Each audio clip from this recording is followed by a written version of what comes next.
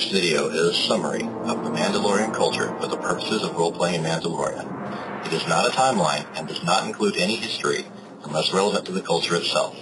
The idea of this video is it can be used to get a hold on the very core of the question, what is a Mandalorian?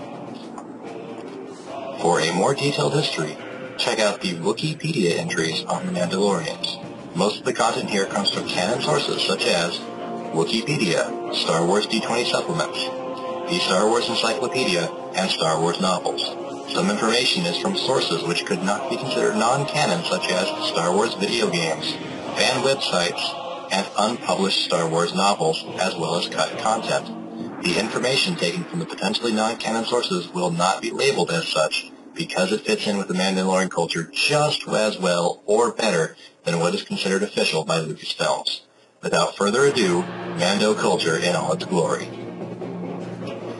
The Mandalorians, known as Mandoa in the Mando Age, or Children of Mandalore, were a nomadic group of clan-based people consisting of members from multiple species and multiple genders, all bound by a common culture. The Mandalorians began as the near-human Tong species on the planet Coruscant.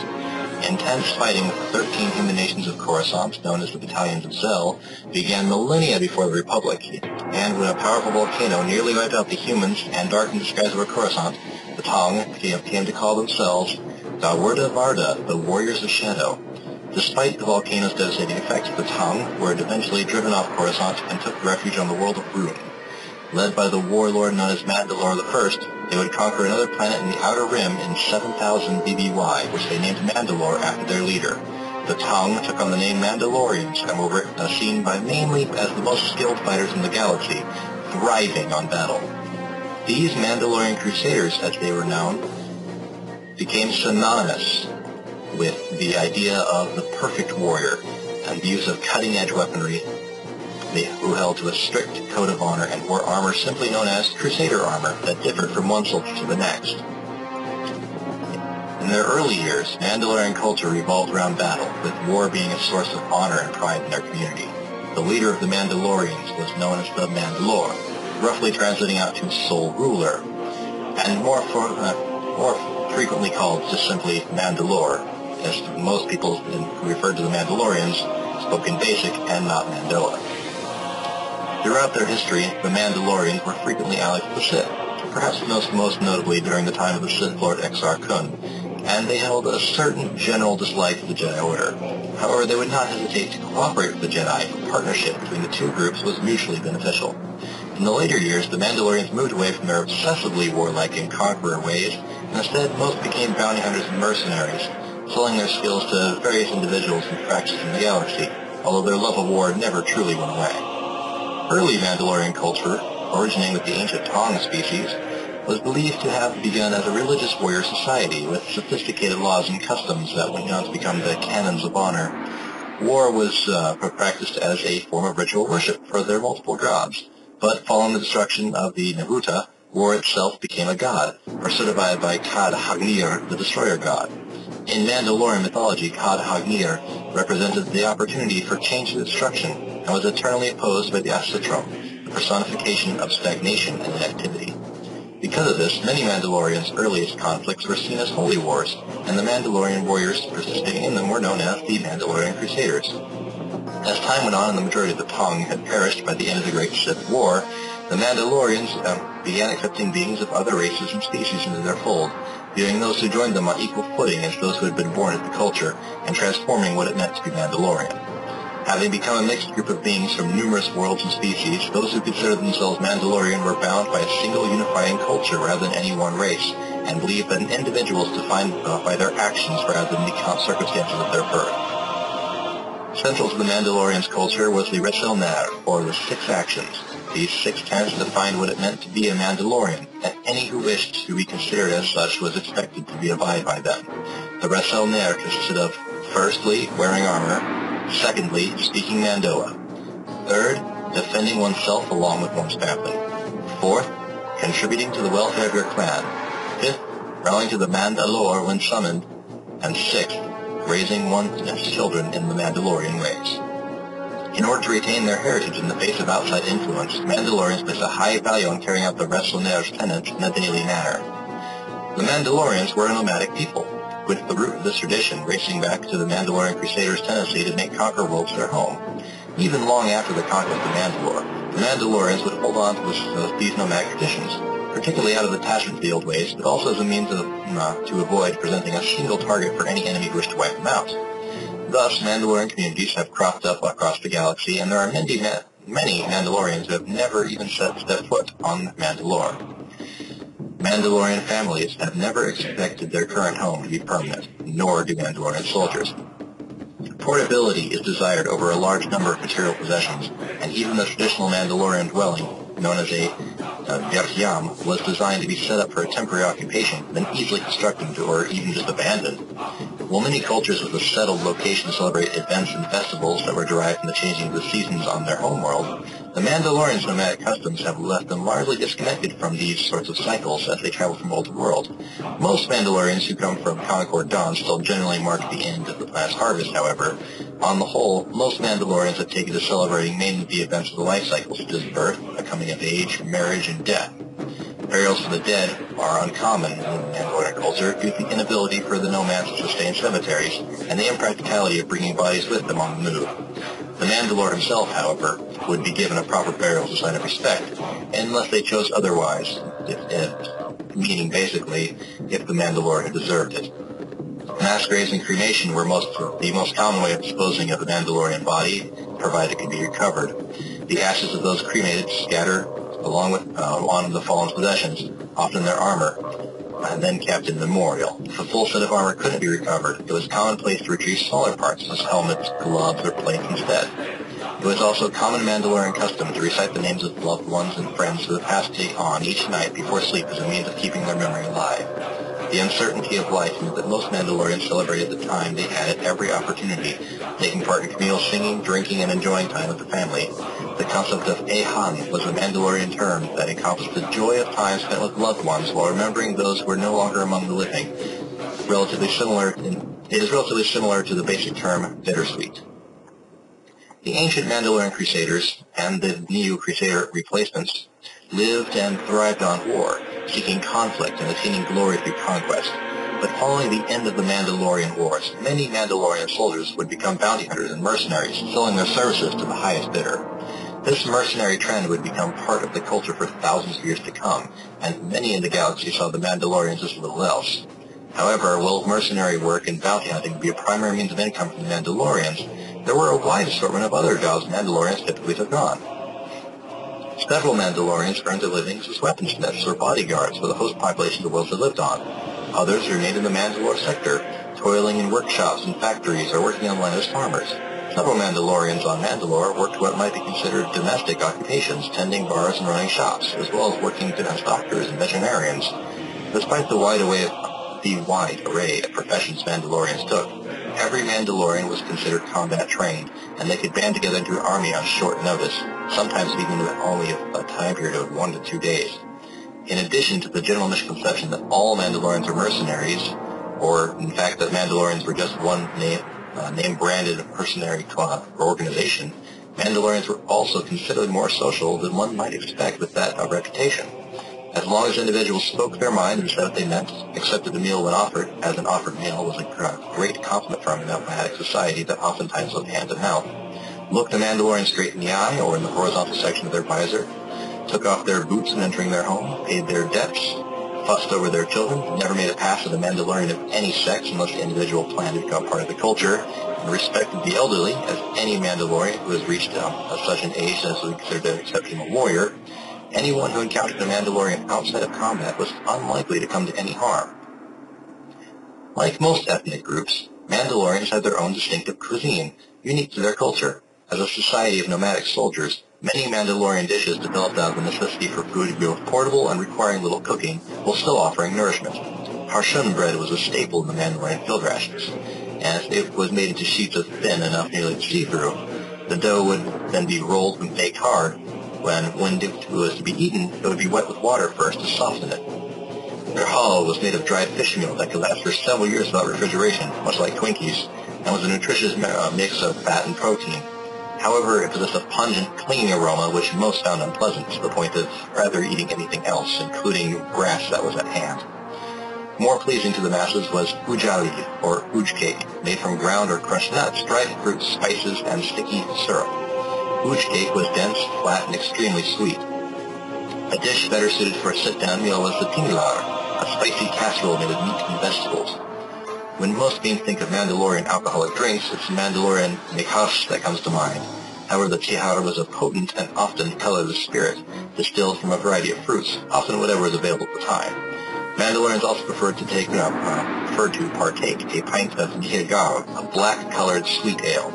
The Mandalorians also possessed several drinking songs, including Braisgale, Versatal, and Nasad Garmir Mahunu, which has actually been playing throughout the duration of this video. In the case of non-alcoholic beverages, the shu was a hot drink made from an infusion of herbs or spices, much like tea, and was also made from bihat, a fast-growing citrus-flavored herb. The new Mandalorians of Sundari were avid consumers of tea and produced a surprisingly large quantity of it, to the point where it was offered to school children free during their lunch periods. Mandalorians placed little importance on birthplace or citizenship, and such had no official state as understood by galactic politics. Mandalorian society was a classical mediocrity, where the rank and status meant nothing in comparison to a being's actions and achievements. And Mandalorian clans were led by chieftains, the people in that clan who simply were put the best of the best warrior, the most wise, the smartest, so on and so forth. The loose affiliation between these clans were the closest thing that could be called a Mandalorian government. However, the Mandalorian clan's chiefs were subordinate to the Mandalore. The one individual recognized the sole ruler of the Mandalorians and the nearest thing that the Mandalorians had to a proper head of state.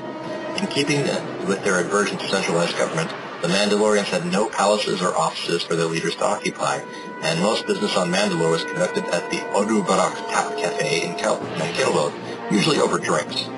The society of the new Mandalorians still differed from these ideals in that they employed a more centralized government, a council of ministers overseen by a prime minister and a deputy prime minister. However, the new Mandalorians were never considered true Mandalorians by the rest, and as such, this information can be discounted.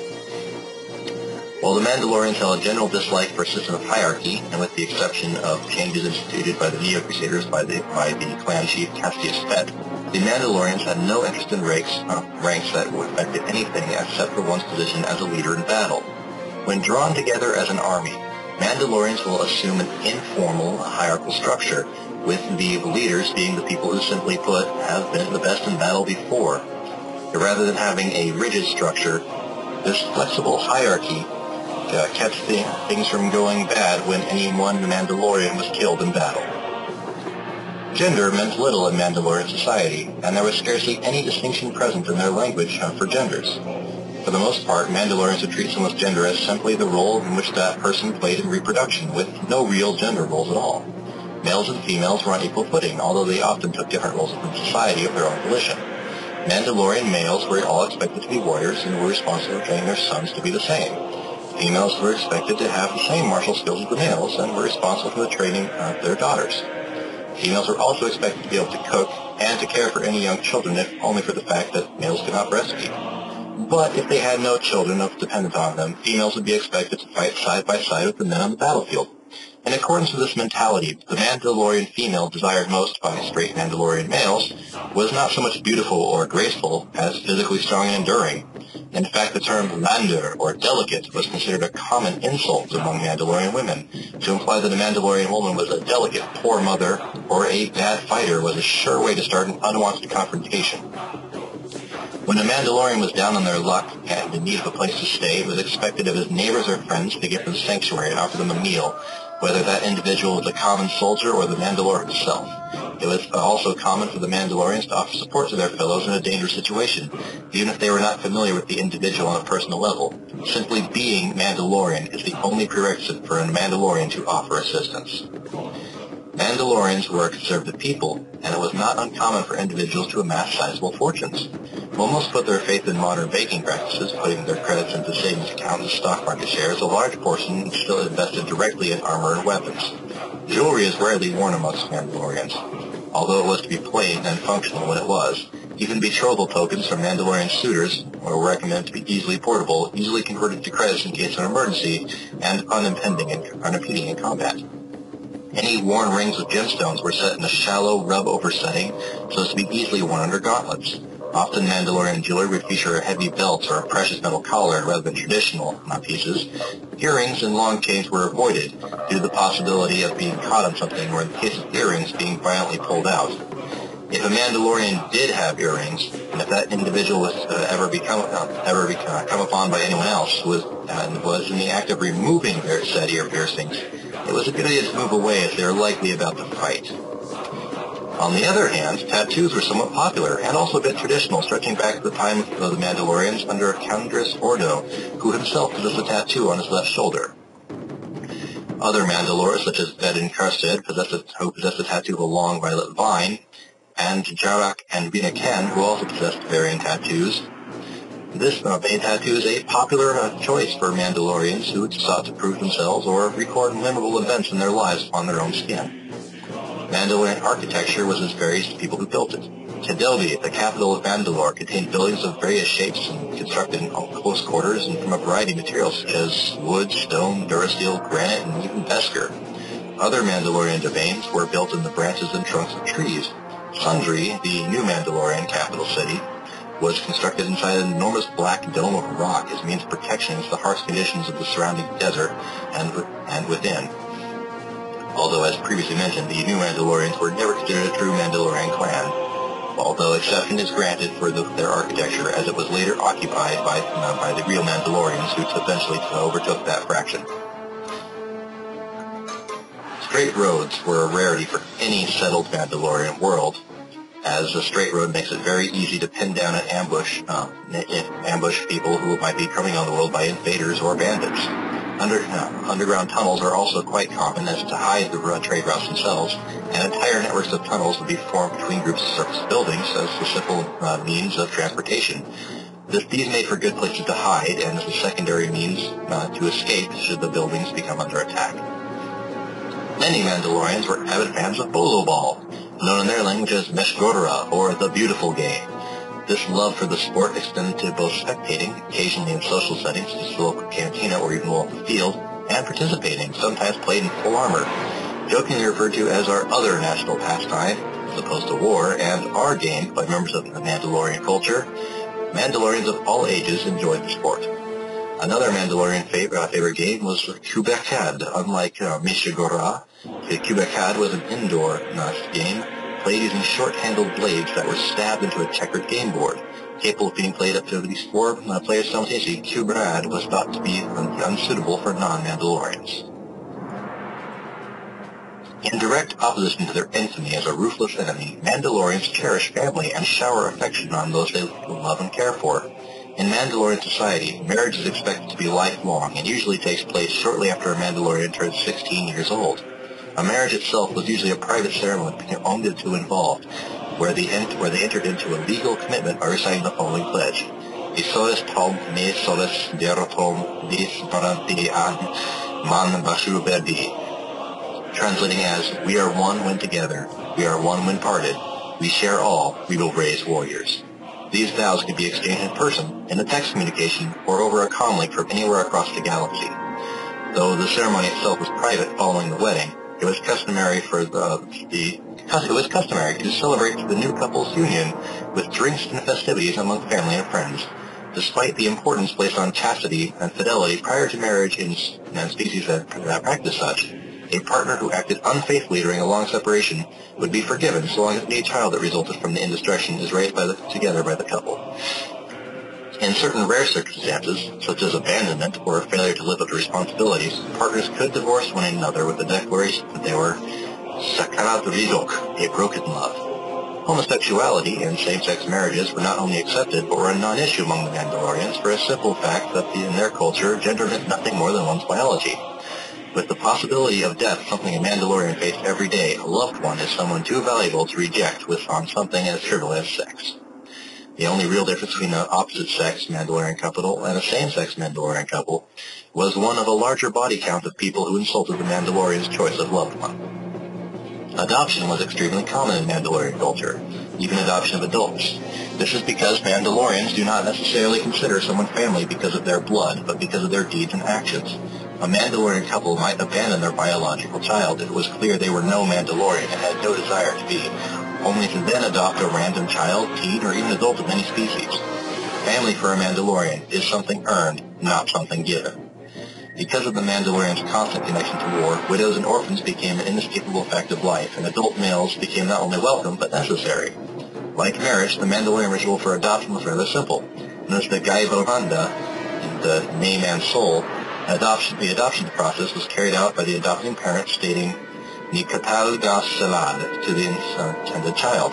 This translates as, I now name you as my child. In addition to following the Resonner, this simple adoption ritual is all it took for to make any individual a Mandalorian. Adoption of war orphans was quite common, even children of the defeated enemy, whereas other species might kill them. Examples of this tradition include Jango Fett being taken in by Jester Miro, and Cal Skatera adopting the Null Arc Troopers and the commandos of Omega Squad, just as he had been adopted by his father Muta. To Mandalorians, there was no difference between a biological child or one who was adopted. Although the Mandalorian custom of adoption was done away with specific ethnic types, the tendency for adoption had accidentally formed a population of family-oriented warriors by reinforcing those common genes with those desired characteristics of the beings they took in, with the instinct that they be a protective parent who is especially strong.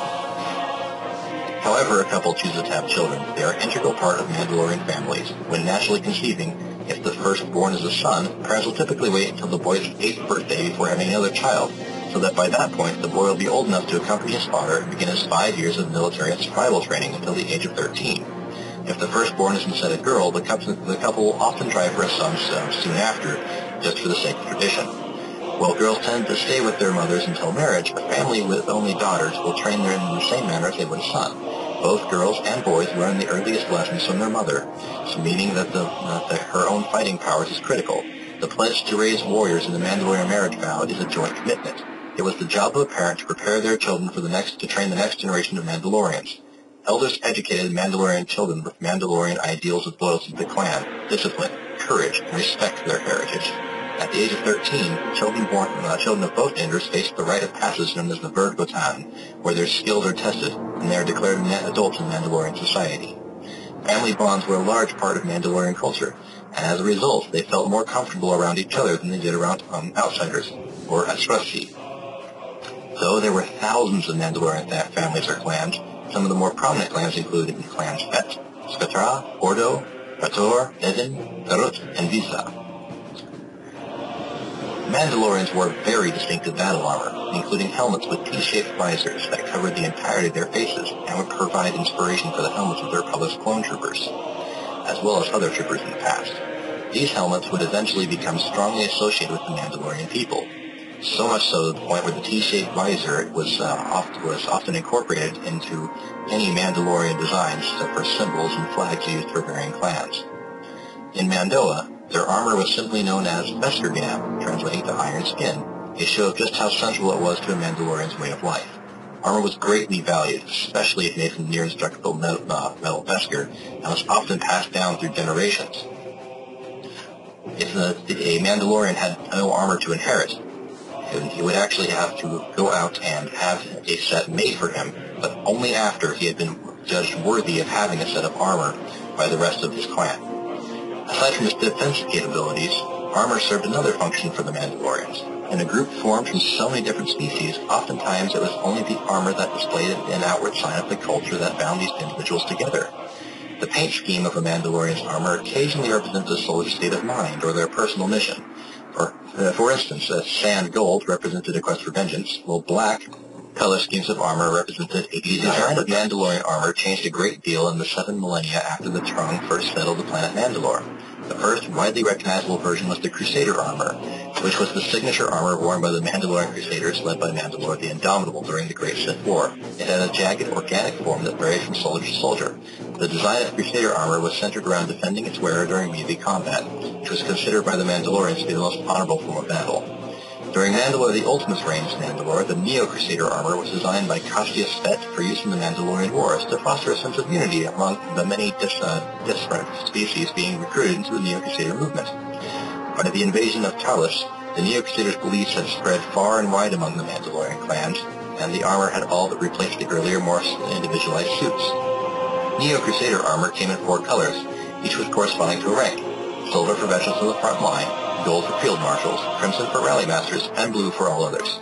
Later in the war, new armors were developed for use by special units such as the Neo-Crusader shock troopers. Throughout Mandalorian history, 3 major features remained constant in Mandalorian armor design. First, the wearer was protected from the majority of all blaster fire. Armor made from actual Mandalorian iron, which could deflect blaster bolts, made it lightsaber resistant to the point where there have been cases of Mandalorians simply grabbing lightsaber blades from the wielder's hand and either throwing them or using them against the wielder. Second, the helmets almost always possessed a T-shaped visor with a sophisticated heads-up display linking into the rest of the armor systems. Third, Mandalorian warriors decorated their armor to reflect personal accomplishments, clan affiliation, or simply personal preference. They often repainted their armor to reflect rank, clan, and possibly the current terrain. They were also known to paint their armor into the traditional colors that represented specific causes the individual might currently be undertaking. The colors, however, did not always have a specific meaning. Sometimes they were just colors that particular Mandalorian liked. Some Mandalorians wore pieces to honor relatives, both dead and alive, from older sets. Others did not. Colors were known to have the following significance: gray to be mourning a lost love, red for honoring a father, black for justice, gold for vengeance, green for duty, blue for reliability, and orange being a lust for life. Lastly, a true Mandalorian armor set left a few vulnerable spots in it to give their enemies a fighting chance. Covering these gaps was seen as an act of supreme cowardice, particularly if the person was possessing of the Beskar set. Mandalorian armor was traditionally made of the almost indestructible Mandalorian iron known as Beskar, but this was rare and expensive, so many Mandalorians opted for less durable materials instead, such as Durasteel or Duraplast. The secret of producing armor made from Mandalorian iron was kept within the Mandalorian clans for years, with very, very few leaks of the information. Some Mandalorians also wore cloaks on the outside of their armor, either to hide their armor, to make a foe underestimate them, or simply as a fashion statement. The helmet served as the control center for most of the suit of armor's abilities. A rangefinder attached to the armored helmet was a common upgrade for Mandalorian warriors. Well, a battle computer inside the helmet was rather standard, which allowed the wearer to control his weapons, sensors, and jetpack if one was attached. The dark macro-binocular viewplate of a Mandalorian helmet offered a variety of vision modes, including infrared. A penial eye sensor on the helmet combined with the internal overlay display to provide tracking information within a 300-degree radius of all moving targets. Motion sensors, an encrypted internal comlink, and a broadband antenna accompanied all those devices, all of which could be linked to the wearer's weapons or their personal starship. The helmet could also act as an environmental filtration system with a 2-hour reserve tank providing breathable air to the Mandalorian warrior in event of entering an environment in which oxygen for theirs or other gases breathed by their species were needed. As was the case with many defined cultures, the Mandalorians had a language distinct from Basic, known as Mandoa. The origins of the language were unclear, possibly drawing roots from the ancient Tong dialects, though it possessed aspects not found in any galactic languages at all. Mandoa was not at all that complex and was easy to learn, a great benefit to a group that often took in adults from other races. Although this was their main language, the Mandalorians were often acquainted with several others, including Huttese, Basic, and even more that had been picked up while fighting on countless planets. In spite of this influence from other languages, Mandalorians preferred to draw new words from outside concepts such as Mandoa's inherent flexible vocabulary. The Mandoan term for Sith was Dar Jati, translating as no longer a Jedi. The Mandalorians had no word for hero, believing that being ready to die for your loved ones and your beliefs was required for Mandalorian, and thus there was not worth a separate word. Though the word for coward, or Hutun, was derived from the Mandalorian distaste for Hutts. The term Ajisti is used to refer to non-Mandalorians, and is perceived as a term of distaste. Mandalorians also refer to their family with the first 2 or 3 letters of their name, followed by Ika. This was similar to their children. For children referring to their fathers, but with 2 or 3 of the first letters of the father's name preceded by Bir. The ancient Tong waged war for their gods before defying war itself.